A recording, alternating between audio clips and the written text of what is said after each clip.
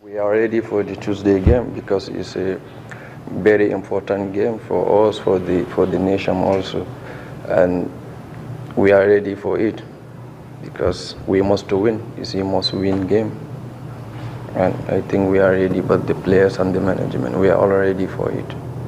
Coming home to play in Port Harcourt, I think this is not the first time, and it's going to be a great game for us tomorrow because I think Port Harcourt is a blessed city. Since we started playing here, I think we've been coming out victorious.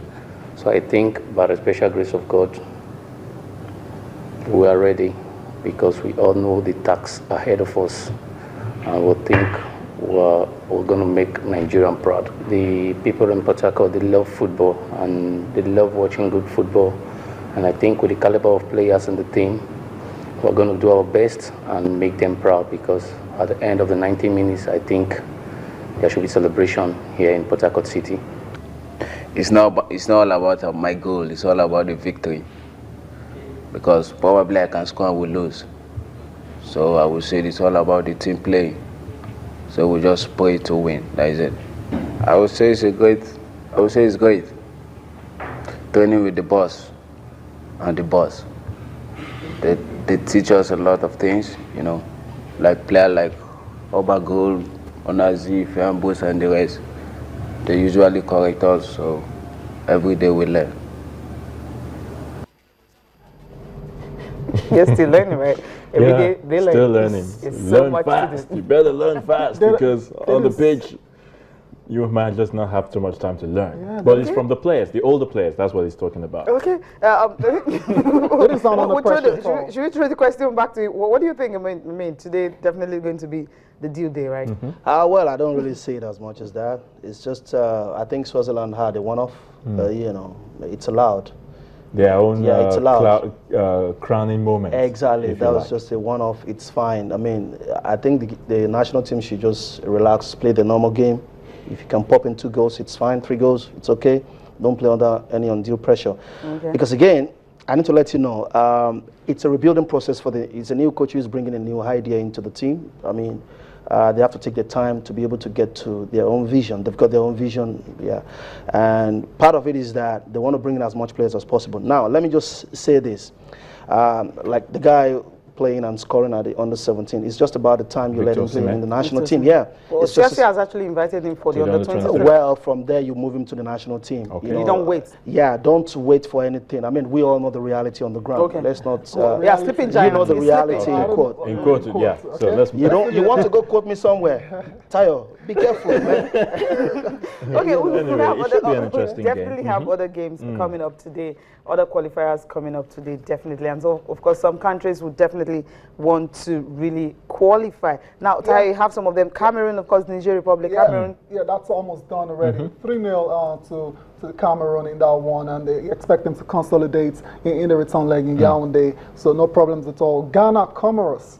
Comoros actually held Ghana 0-0 in the first game. No one saw that coming at all. But then going back to Kumasi, I expect them to win that one. In other games, we have Egypt will take on Chad. Egypt, they have to overcome a 1-0 deficit in that particular one. Ivory Coast versus Liberia, South Africa versus Angola, Tunisia versus Mauritania, Burkina Faso will take on Benin, Algeria will play Tanzania, Cape Verde versus Kenya, and Mali will also play Botswana, while Senegal will play Madagascar. 2-2. I think that's the game I'm actually looking forward to, for them to have gone 2 goals. And you talked about the fact that you just want to wake up and play some games, sleep for 2 years, don't train. But there's some countries right now, Madagascar, I mean, against Senegal, they were almost losing that game. Yeah, I mean, Madagascar has always been in and out of the game. Yes. They've been very inconsistent, and then you don't wait for them to hit you before knowing that they could come at you. Very inconsistent with their game. I mean, look at Madagascar over the years. I was expecting Madagascar to have been where Cape Verde is right now. Yeah, but they've just been out of it. They've got a lot of European-born players, and they've never been able to maximize those opportunities. But again, I also believe that for the big countries as well, they also need to sit tight, Because at the end of the day, if you let all these minnows go represent Africa, they just simply come can just picture, So I don't really wish anybody's quality. To be honest, I would prefer in Nigeria, Cameroon, Ghana, the normal people. Egypt. Because even at the sight of a Nigeria in international football, you don't want to dare go at them and say you're beating them 5-0. They know Nigeria is very okay. Let me say, Nigeria can be very dangerous. Yes, of course. And they're very unpredictable. Yes. So every country that plays right there at the top of the game, like France, Germany, they're very careful playing. But when they see Comoros coming, come on. You're going to see like what happened to El Salvador. A whole lot of disrespect. I'm telling you, we saw Togo in 2006. They just but then tore it to shreds. The so-called giants, they've got to do the job. They always do. I said I wish they do the job. Egypt will do it because Egypt are playing at home now, definitely. Because there's no reason for Nigeria to allow Swaziland to go. Because if Swaziland plays against Brazil, they won't just spell Swaziland; they will spell Africa. Swaziland, Africa. Let's talk about the friendly game. Of course, a whole lot has already been said about it. England. Against France. Mixed reactions, really, for the French and of course for the English. What do we expect to see tonight? Very affirmative response to what happened in Paris on Friday, and you're going to see a lot of emotions running. They're going to play the game, to let the whole world know, because you need to also spread the message across that. Perhaps we should listen to Roy Hodgson and, of course, Wayne Rooney talking about the game, and definitely we'll continue with the show right about now. And all we can do really is to make certain that we play the best game possible. But unfortunately, whichever way we think about it, we can't deny that there's something hanging over this game which is far, far greater than a football match and a football result. And I really can't imagine how this game's going to go and what sort of football is going to be played, quite simply because I've never been in this situation before. I've never played a game 4 days after a tragedy of this immense proportion. But the game is to go ahead, and we will prepare and try to play the best game we can play. But I can't deny that there are other issues at stake here which are greater than the game of football. Yeah, I think first of all, on behalf of the players, we'd like to give our condolences, and it's an incredibly sad time. A lot of people losing their lives.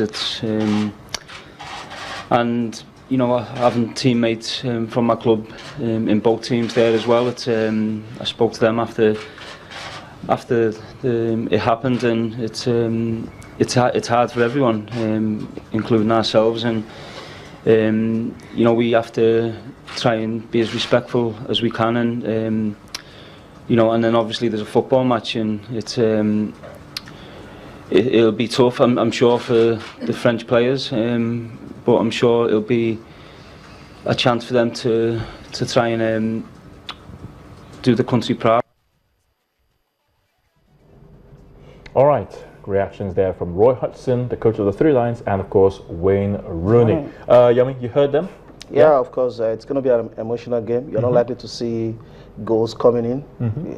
Well, maybe it's going to end up goalless, or 1-1 or 2-2 for the crowd to cheer something. I'm not sure if the players will be in a mood to be competitive as much as that, to be honest. It's just a game you want to watch and relax and just feel the atmosphere. And see all the favorite stars line up the pitch. Especially with Lassana Diarra, losing his cousin. And then Antoine Griezmann, getting very close to getting his sister slaughtered by those individuals, Quite unfortunate. But like Lassana mentioned, this has got nothing to do with color, religion, anything. We're dealing with a bunch of psychopaths, So we need to send an affirmative action, and send the message out. So the world is united in spite of all the threats of terror. Why this one is going ahead, the game between Belgium, of course, Spain, that's one. Has already been called off. We'll definitely not hurt. Security reasons, of course. Okay, Tayo, tennis now, right? Yeah, tennis.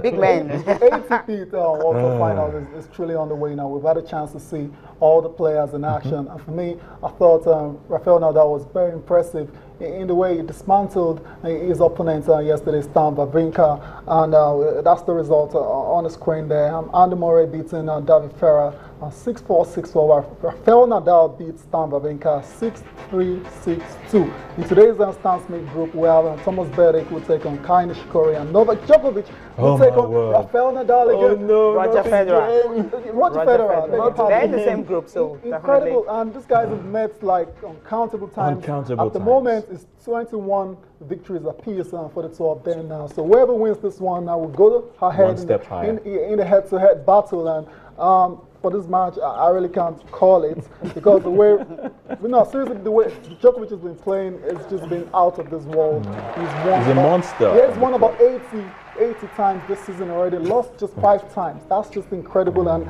you ask yourself, like, who can stop Novak Djokovic at this time?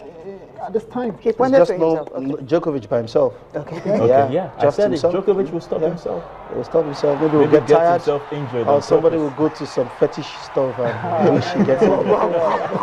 I don't think that happens. Everybody will definitely be a winner. Just saying. I mean, if I happen to be a tennis player, of course, I will consult my people in Ijebu and then ask them.